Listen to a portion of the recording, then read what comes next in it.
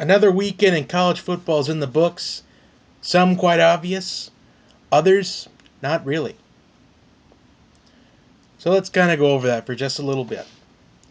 Now, we had some great matchups this past week. I will admit it was a abysmal week 8 in predicting wise. I believe it was either 2-10 or 3-9. But I promise I will try to bounce back this week. Just got to turn this around. There's 10 good matchups to predict this week. Before we do that, we got to recap the last week real quick. Alabama just basically rolled over Texas A&M. All right. However, the game could have been a little bit differently if some other things went the other way. If you just take out the part where A&M was leading 14-13, if you just take out that roughing the passer penalty that led to the long touchdown drive, that's 7 points off the board. So take 33 minus 7. And also, take down that scoop and score because Trevor Knight just needs to just throw that football away. I mean, you need to obviously jump on that football. So take off another 6 points. So basically, 33 minus 13. What do you get? I'm not really good at mental math. It's just a struggle. Math's been a struggle my entire life after basically Algebra 1. Basically, that's 20 points. So basically, the Texas A&M defense held Alabama to just over 20 points. If the offense would have just done things differently, maybe Texas A&M actually miraculously pulls off the upset. But even if that happened, I think they only moved up to as high as maybe 4. Because Alabama would have only fallen to number 5. Because we saw that happen in 2012. Alright, let's get to this crazy upset of the week that everybody's been talking about. Penn State upsets number 2 Ohio 24-21. Now, going into this game, we already knew it was going to be hard for Ohio State to win. Especially with that whiteout game that Penn State hosts. That once-a-year game. Especially going into the dark in prime time under the lights. That was going to be a tough game for Ohio State to win. And surprisingly, they were doing well. They were up 21 to, I believe they're up 21-9 at some point. But special teams for Ohio State, that's really what cost them the game. And I didn't get the chance to see the entire game, but basically what I was told is that Ohio State special teams really struggled. But Ohio State only fell to number 6 in the polls. So let's think about it. Number 2 lost, falls to number 6. Number 6 lost, fell to number 9. Number 8 only moved to number 7. And number 10 went down to 11 because they were in a dogfight against Iowa. And Baylor is number 8. Honestly, Baylor is just really, really ranked way too high. Because Baylor almost lost to Iowa State. I mean, if Baylor wasn't putting up all these points on the board, I don't think they'd be respected as much. Same kind of goes for West Virginia. I mean, West Virginia's a really good football team, and they made it to number 10. But they kind of have a tough road game this week against Oklahoma State. Is there an upset brewing there? We'll find out later in the predictions. I mean, Utah smoked UCLA. Well, they theoretically smoked UCLA. The running game of Joe Williams just really exploded on Saturday. Auburn just smokes Arkansas 56-3. The running game seems legit. Let's see. D.D. Westbrook continues to shine for Oklahoma. But is it too little too late? I've been asking this question for weeks. That's the most important question because we know that Oklahoma still has to play Baylor and West Virginia. So let's now get into the Week 9 college football predictions. We're starting off with the matchup that I was kind of talking about just a second ago, number 10 West Virginia versus Oklahoma State. And this is going to be a really tough matchup for West Virginia, at least in my opinion. But, however, this is going to be a hard one to win because they're going on the road in Stillwater. That's one of the toughest places to play in the Big 12. However, I still think West Virginia has it in them to win. I think this is going to be a really high-scoring game. I'm going to say it's a game inside the 40s. I'm going to go with 45-38 in favor of West Virginia. I just think Skylar Howard's going to make the plays in the fourth quarter to really seal it up. All right, this is a rivalry game. Number 2 Michigan versus Michigan State. Now, Michigan State has kind of been stinking it up this year. Michigan State, Iowa, those two teams just been stinking up the Big Ten. I think Michigan State will put up a fight in this game. I like them to compete really hard. However, I just think that Michigan's way too strong of a team this year. They're really kind of underrated. Although I want to see the quarterback play improve on Michigan in Wilton Spate. But I think they're good everywhere else. I mean, Jabril Peppers is probably going to be a top 10 pick in the NFL draft. Which that reminds me, I got to do my mock draft real quick, but I need to find that notebook I brought up last week. Anyway, I think Michigan's really going to end up pulling away, probably in the fourth quarter. I mean, both these games I got the teams really wrapping up in the fourth quarter. I think Michigan's going to pick up about a 13-point victory. I think Michigan State's going to really be in it through most of the first half. Then once you get to that second half, I just think that Michigan is just going to wear them down. So I like Michigan to pick up a 13-point victory in this game. All right. A huge SEC show, number 14, Florida versus Georgia. I have Georgia pulling off the upset. I just think that running game is really going to be too strong. We kind of saw Florida blow it against Tennessee a couple of weeks ago. And I just think that Jacob Eason, I think this is the game where he becomes a legend at Georgia. Where the legendary process starts to begin with the quarterback play. I mean, let's think of Georgia quarterbacks in the past. We've got Aaron Murray and Matthew Stafford. So I think this is the game that really starts a legacy for Jacob Eason. I like Georgia to pick up a really low-scoring kind of game. I'm going with 20-17. I think this is going to be highly defensive. Not a lot of offense in this game. However, this game is going to have a lot of offense. Number 8, Baylor versus Texas. In my opinion, if Texas does not win this game, they just need to get rid of Charlie Strong. So this is probably one of those games that's a must-win for Texas if they want to keep Charlie Strong. However, it wouldn't surprise you if Texas won the game. However, I just think Baylor is just looking too strong. I mean, as much as I was on them about not really playing a lot of competition with losing to Iowa State, I just think they have it in it. I like Baylor to pick up. I'm only going to say a 7-point victory. I mean, I think it's going to be a one-possession game. So I think Texas is going to really fight hard in this game. I'm going to say high scoring, like typical Big 12 games these days. I'm going to say 48-41, 42, depending on how an extra point goes. So it wouldn't surprise me if Texas won this game, though, because I think Texas has it in them to win. I just think Baylor's going to be really too strong for Texas in the end. All right, another interesting matchup. In fact, these next two matchups, basically in like the Las Vegas gambling type of style. Like, not that I'm doing this yet.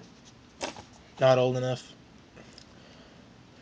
Like, if you were like a gambler that gambled regularly, these are the two games.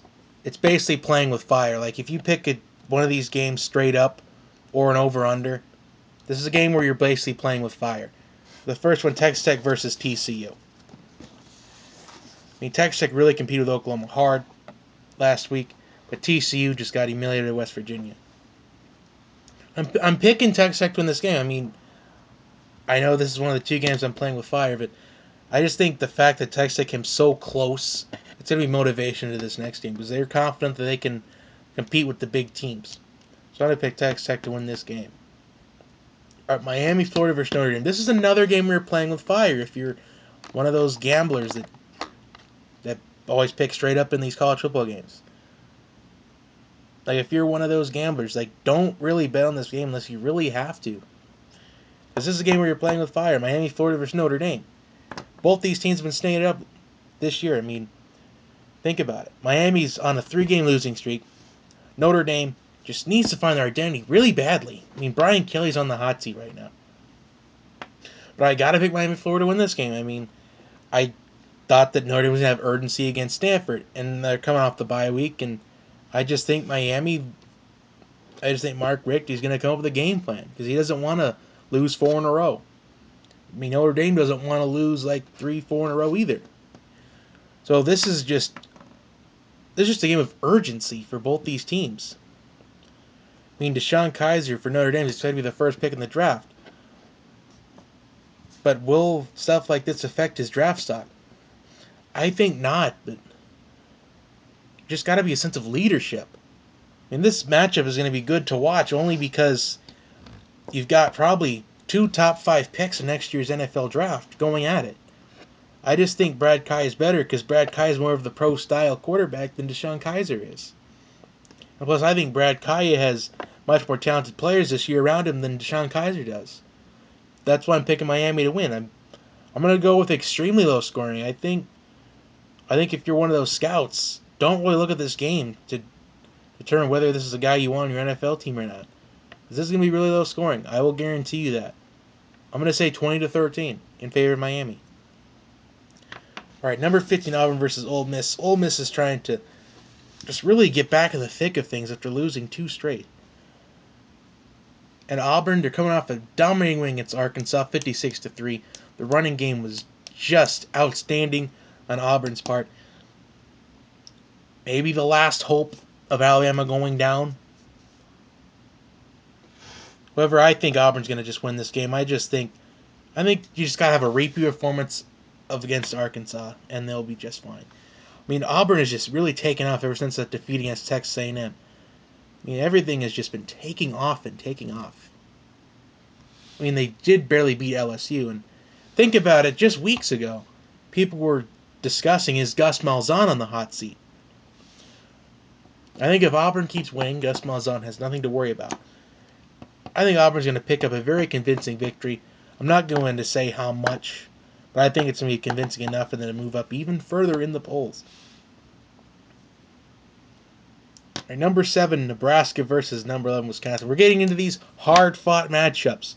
We're getting into the good ones, just the nitty-gritty of this. This is basically the meat and potatoes of this podcast. All right. So right now, the urgency for Nebraska is, if they were to just split between Wisconsin and Ohio State, they would end this regular season 11-1.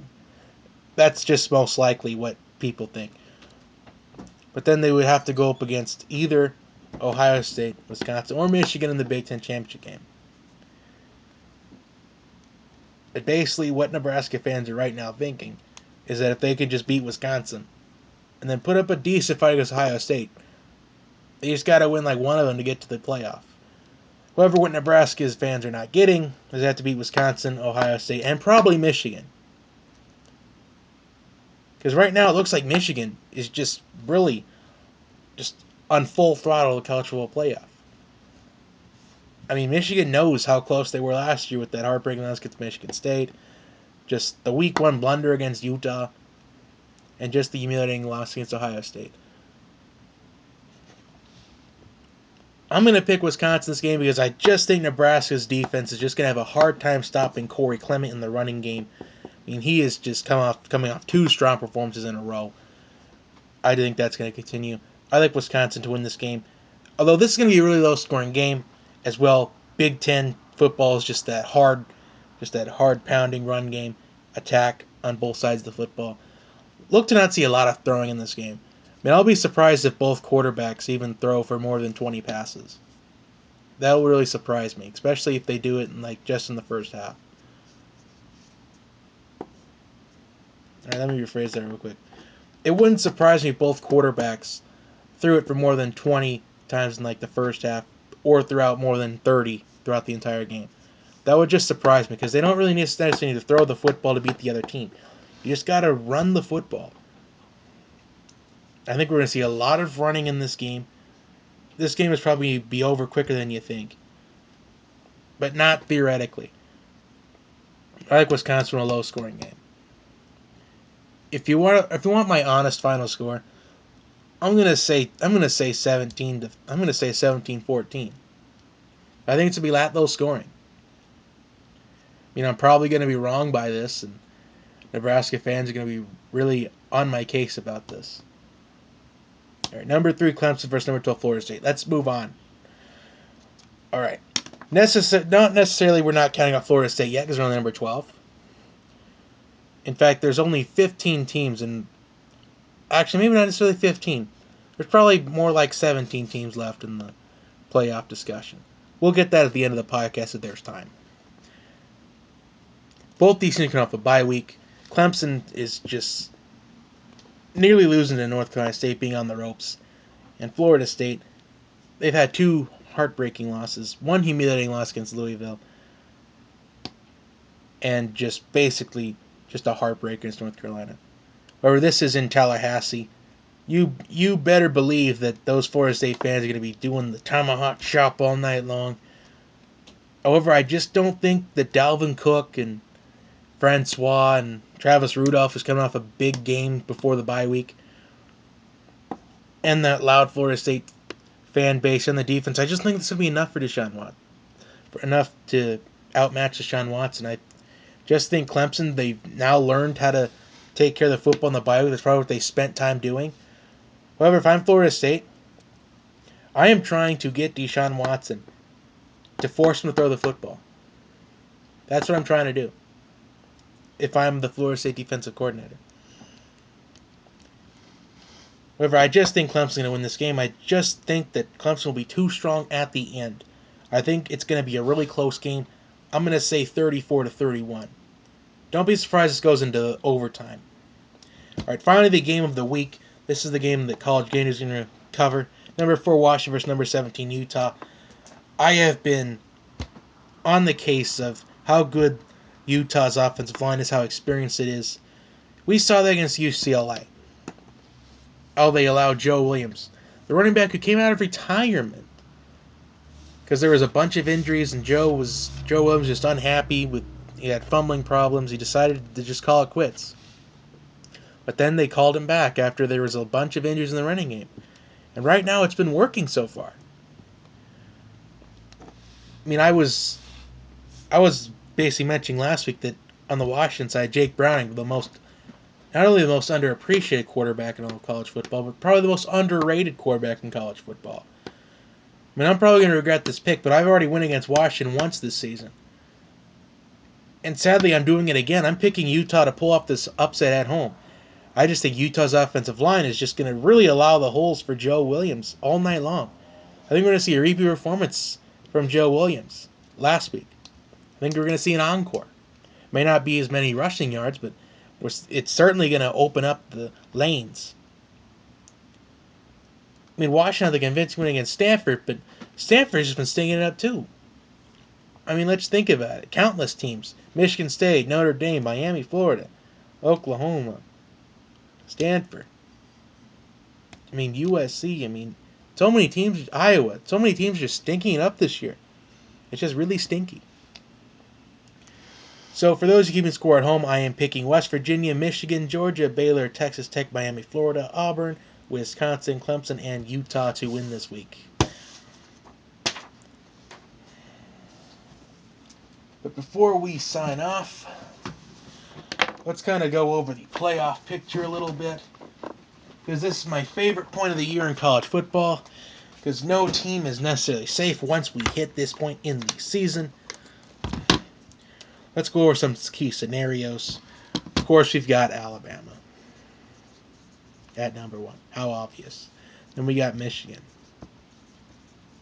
Then we got Clemson. Then we got Washington. Then we've got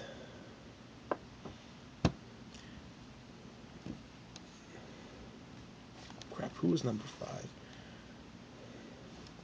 Alright, I'm just skipping that. We've got the Ohio States. We've got the Louisvilles. We've got the Texas A&Ms. We're throwing out the Houstons because they lost to SMU. I mean, they really struggled in that game. Even if they would have came back to win that. So we're basically throwing out Houston out of the playoff contention already. You've got the Florida States. You've got the Oklahomas, who's really still in it. You've got the Florida. Some people are still putting Tennessee in this, even though I'm not necessarily doing it. We've got the Nebraskas. You got the Wisconsins. All right. I know it's not all the teams that I said that was still in it. Let me add in Utah real quick.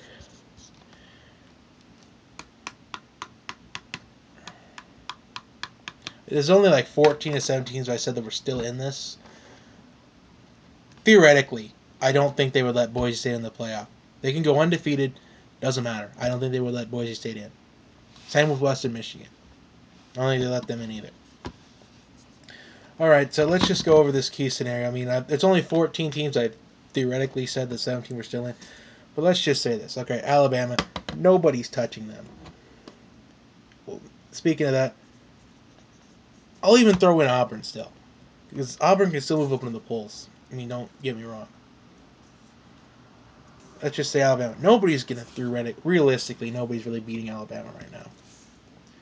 So let's just eliminate Auburn from this whole picture. We'll put them in and just put them out. All right.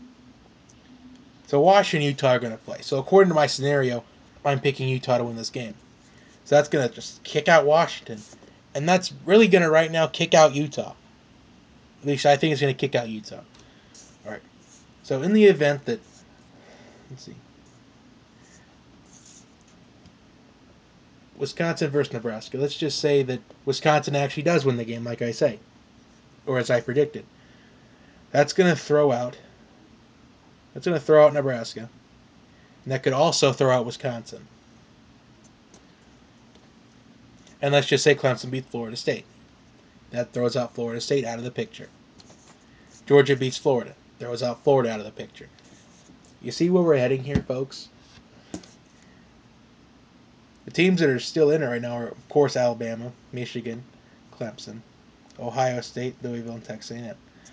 Now, let's just say that Houston pulls off an upset against Louisville. That's going to kick out Louisville. And I am an idiot. I forgot to include Baylor and West Virginia in this. That's where those other teams went. I did not do that intentionally. I have nothing against the Big 12 at all. I have major respect for that conference. So these three teams right here in the Big 12, they're round robin. They're going to play each other at some point. So let's just say Oklahoma just magically beats both these teams. Throws out Baylor, West Virginia. And in the end, Oklahoma might get thrown out. But we're still keeping Oklahoma in this. I know it's an ugly diagram, but let's just roll with it.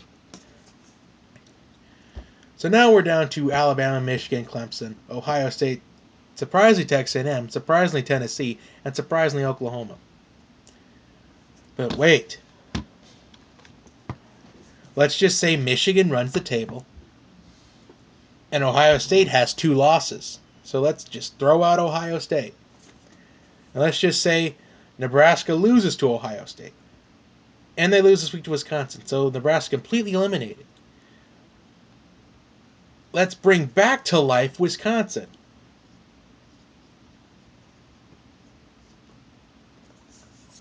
And in preseason, I said the Big Ten championship game would be Michigan versus Wisconsin, and Wisconsin pull off the upset, ruining Michigan's chance of making the playoff. So let's say this actually does come true. Let's kick out Michigan. And Tennessee, somehow Tennessee is still magically in this picture. However, I think Tennessee is just overhyped. They're probably going to choke in a game they're not supposed to. In fact, let's just glance through this college football magazine I bought months ago.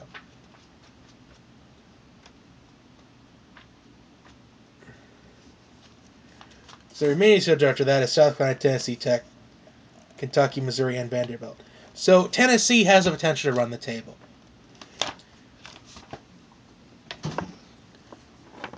And surprisingly, so does Texas A&M. They have it in them to run the table. Ole Miss may be tough for A&M, so can LSU. But theoretically, let's just say they both win out. So we don't have enough spots. At some point, we're either going to put in undefeated Alabama and undefeated Clemson. Because if Clemson can beat Florida State, they're going to be favored in every single game left that they have, including the potentially ACC championship game. And some may say that, oh, let's just put Wisconsin in because they won their conference championship. So we're basically putting in a 2-loss Wisconsin team. We could possibly put in a 1-loss Texas A&M team and a 2-loss Tennessee team. But in the event that this would actually happen, so it's a possibility we can go into the college football playoff with undefeated Alabama, undefeated Clemson, a 2-loss Wisconsin team, and a 1-loss team Texas A&M who lost by nearly 20 points. However, this isn't necessarily a waste of 5 minutes. It's just theories. Because when we get to this point, as I've been hyped up about all video, I was really excited to do this podcast because this is where just everything just starts to break loose. However, we'll be back with the diagram next week. I'll just have to remind myself about that. Because, honestly, this is the best time of the year for college football. We'll bring the diagram back next week. Well, that's going to do it. Like and subscribe to the channel. I believe I'm at 481 subscribers at this point. 19 more to 500. I would think of doing something. I mean, I don't know whether it's a Q&A or something or special podcast. We'll see. Anyway, follow my sports account at JB Talk Sports. I will have a World Series prediction video pretty soon. Probably tomorrow. I will probably do it in just a little bit. However, it won't be up till tomorrow. So, have a good day, everybody. I will see you next time. Also, share this with your friends, family, whoever. Also, have a good night.